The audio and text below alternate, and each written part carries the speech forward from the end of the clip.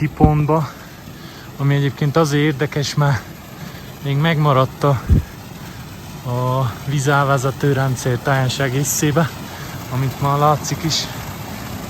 Az inkák nagyon értettek a köveknek a faragásához, viszont a vízelvezetéshez is, mivel tehát folyamatosan folyik a víz és locsolja ezeket a részeket, a teraszokat, igen. Nagyon érdekes, tehát az abból a szempontból jó, hogy nagyon kevés itt a turista általában. Benne van a Boleto turisztikóba, és azon kívül pedig ez az egyetlen hely, ahol teljes egészében működik még a vízelvezető rendszer.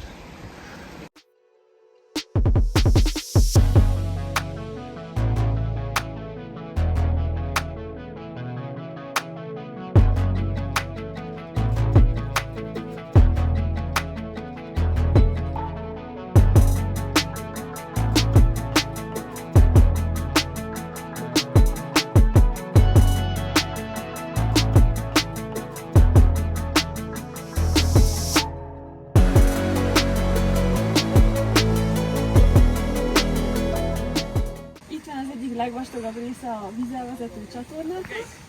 Itt két fele oszlik, két fele válik, aztán ott három fele, és akkor ott így megy le az egész mezőre.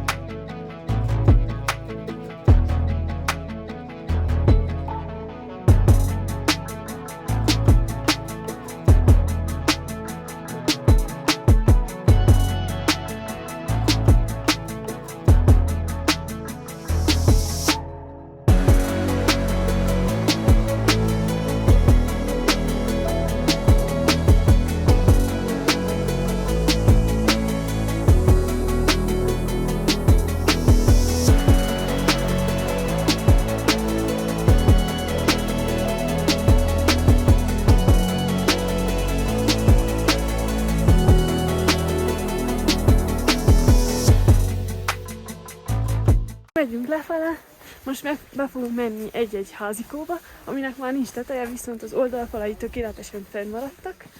Ilyen hatalmas sziklaköveken menegetünk lefele. Nagyon jók ezek az inkák, ezek a kövekhez úgy értettek, mint nem is tudom. Ne haragudjatok, hogy lihegünk, de onnan jövünk éppen. Onnan fentről. És itt ugye nagyon magasban vagyunk, ezért nagyon kevés az oxigén, ezért kapodjuk a levegőt, de amúgy nagyon durván jól bírjuk. Hát igen, már Cuscóban egy csomót akklimatizálódtunk, azért igen. Bírjuk ennyire másképp. A túracsapatunk az még csak most ért fel, mi már megmásztuk a hegyet, már megyünk vissza. Ha mentünk volna tovább is, ha tudjuk, hogy csak itt. Hát igen, kicsit lassúak, de nem baj, legalább nekünk van több időnk. Szerintem itt azt nem fogják megmászni. Ja, bemegyünk egy házikóba, és lassan körbe vegyek, hogy ne szédüljetek. Azt nem tudom, valószínűleg valami ceremóniákra csináltak ezeket a... Hát, vagy simán itt voltak, ahol főztek, amik termelték a... Igen, de elég egyformák ezek a... Hát lehettek itt benne szobrok. Aha. Hát ezt nem tudom. Ezt senki nem tudja pontosan szerintem megmondani. És akkor ide kiállok, és megmutatom a gyönyörű termőföldeket, amik most kaszálók, de ott folyik a víz. Remélem benne van a képen.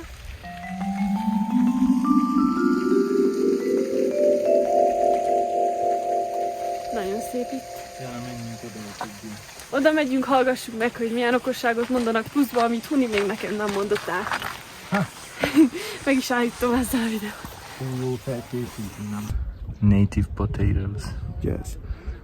Coming from Sacsayhuaman, Car.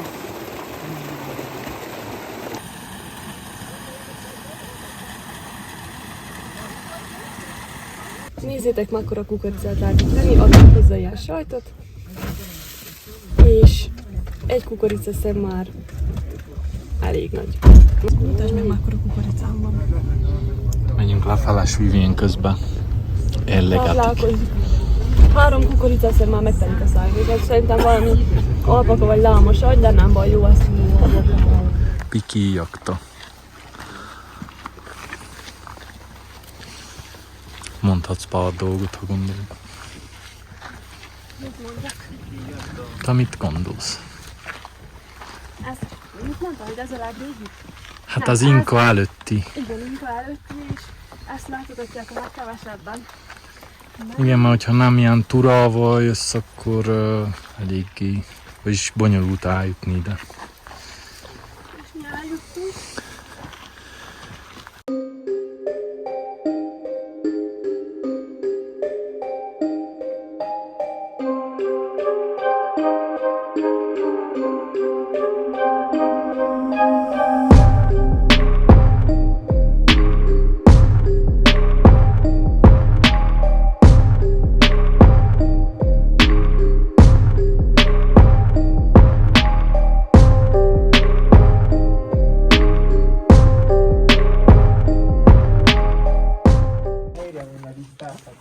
Ez a főút, mi végigment teljesen a városnak az egyik a másik felétől. Ez abban, hogyha megfordulunk, akkor látjuk, hogy itt is ugyanúgy megy tovább. Itt vagyunk a Piki jaktának a főutcáján, ami teljesen az egyik feléről a másikra átment. Egyébként a Piki jakta az város jelent, Quechua nyelven, valamint az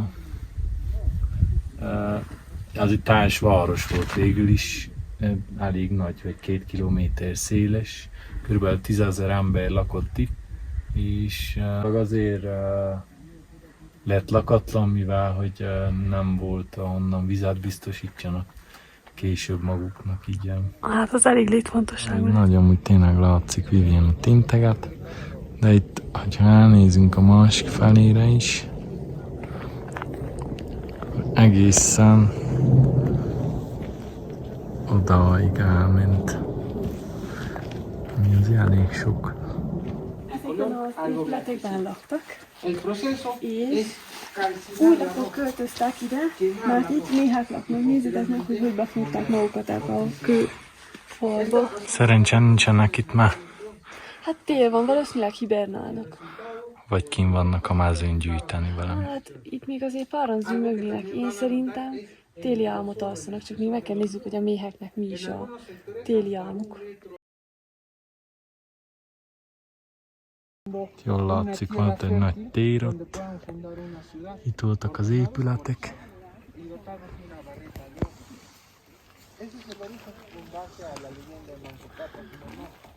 Egész végig messze-messze mindig.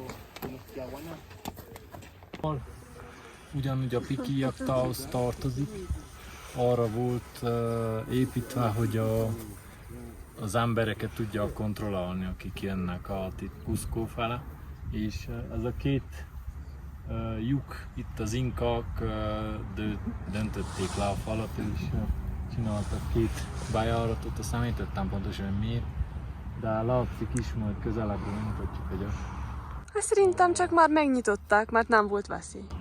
Hát igen, és ott az oldala látszik, hogy az inkák által volt csinálva, menjünk is közelebb.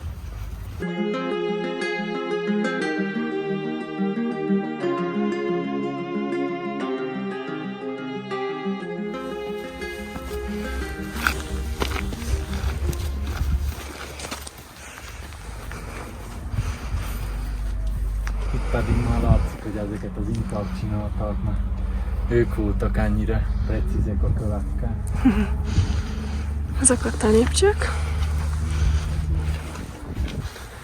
Nézzük meg, mi van a túloldalon. Milyen van itt is aluljára? Jó, meg is mutatjuk. Elég A másik bejárat a túloldalról. Jó Istenem, lefele végig ezt aluljára. Ez az! már ilyen látszik. Nézzétek csak, mik vannak itt. Aloe vera.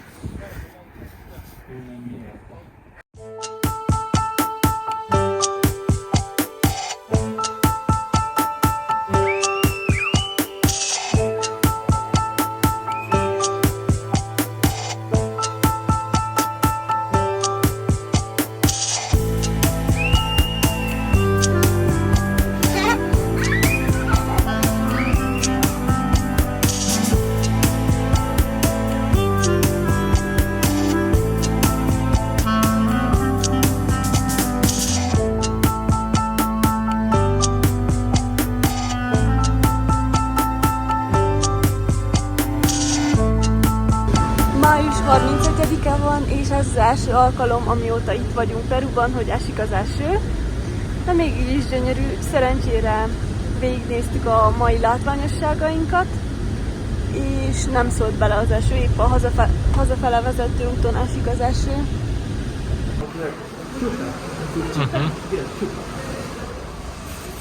Csuta. Yes, this is sweet in comparison to another. Yes. Another. Megkóstoltuk, és ez egy nagyon édes kenyér, konkrétan olyan, mint a kalácsot ennénk. Megvettünk egy jó lapos kenyeret.